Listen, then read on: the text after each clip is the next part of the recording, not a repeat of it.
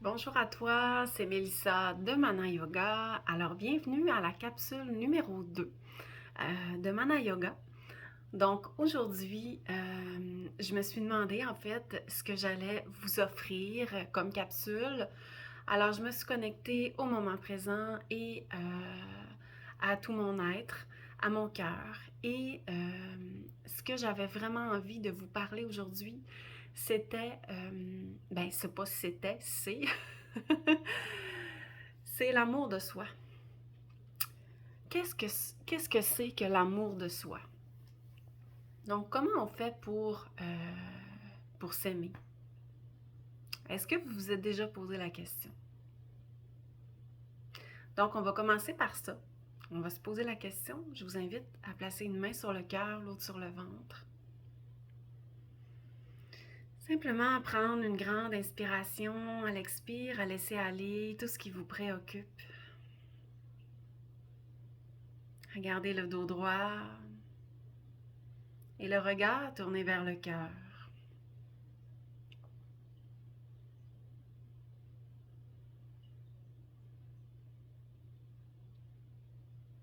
De se poser maintenant la question, qu'est-ce que ça veut dire l'amour de soi? Qu'est-ce que ça veut dire s'aimer soi-même? Pour moi.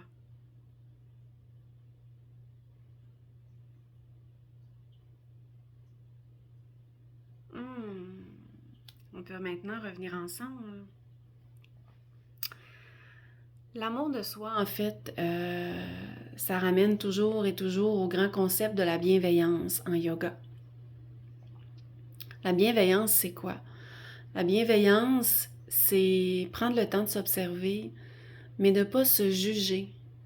De simplement observer et de voir qu'est-ce qui est là en moi, qu'est-ce qui est pas là aussi en moi, mais qu'on aimerait peut-être qu'il soit là.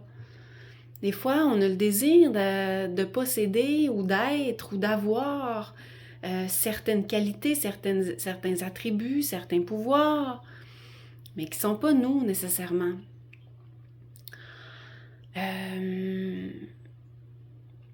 Donc, c'est vraiment d'aller visiter son cœur et de s'observer à partir du cœur, de voir sur tous les plans, sur le plan physique, comment je suis physiquement dans mon corps, dans mes épaules, dans mon cou, dans mon visage, dans tout le haut de mon corps et tout le bas de mon corps. Donc, quel est aussi mon degré d'énergie? Ça aussi, ça réfère au niveau physique. Mon degré d'énergie, de vitalité. Vitalité versus fatigue. Est-ce que je présente aussi certains symptômes d'une maladie? Est-ce que cette maladie prend beaucoup de place dans ma vie? Donc, c'est d'aller voir d'une façon authentique à l'intérieur de soi. Hein, on peut faire le même exercice au niveau du mental. Quel est mon degré d'agitation mentale? C'est quoi ça? C'est les pensées qui sont là tout le temps, qui reviennent, qui des fois nous hantent. C'est le petit hamster qui roule tout le temps dans ta tête. Donc ça, c'est ton degré d'agitation mentale. Est-ce que le petit hamster, on peut arriver à le calmer lui aussi? Donc prendre conscience de ce qui est là au niveau du mental. C'est quoi son degré d'agitation, mais c'est quoi la nature de nos pensées aussi? Donc, se poser la question. Puis aussi au niveau du cœur, qu'est-ce qui vibre à l'intérieur au niveau émotif? Quels sont les sentiments, les ressentis que je présente en moi? Me permettre d'aller voir d'une façon authentique encore une fois. Peut-être que je vais ressentir de la joie ou de la compassion pour quelqu'un ou pour une situation. peut-être aussi que c'est de la colère ou de la grande tristesse que je vis à l'intérieur, pour X raisons.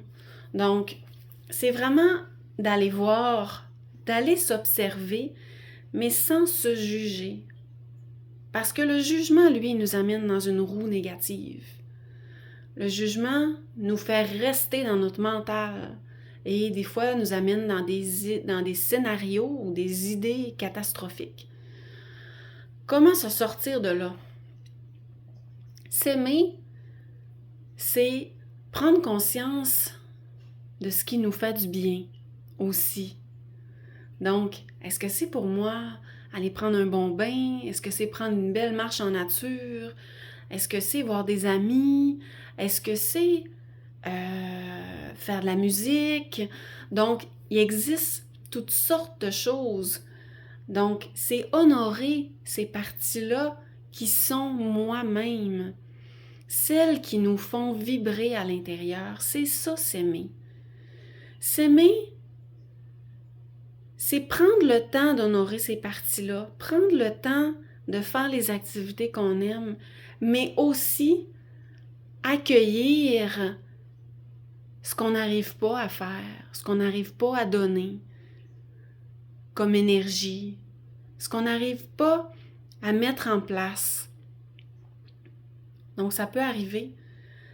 Et dans ces moments-là, toujours se ramener au cœur, de laisser faire le jugement. On peut prendre des grandes respirations, expulser par la bouche, voir sortir ce qui nous empêche vraiment de connecter à notre cœur.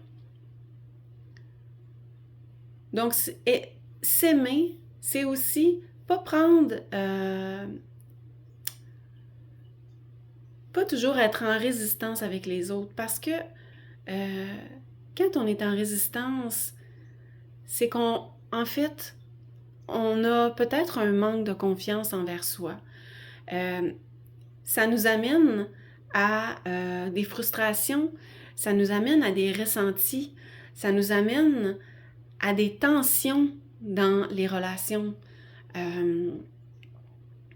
Donc, se faire confiance, lorsqu'on se fait confiance, qu'on sait ce qui est bon pour nous, tout dans le respect, par contre, de ce qui est bon pour l'autre, qui n'est pas nécessairement bon pour moi. Ou tout est dans le respect aussi du point de vue de l'autre, même si c'est pas mon point de vue à moi. Donc, c'est ça, s'aimer. C'est honorer aussi ses choix, ses pensées, ses lignes de vie, ses façons de faire.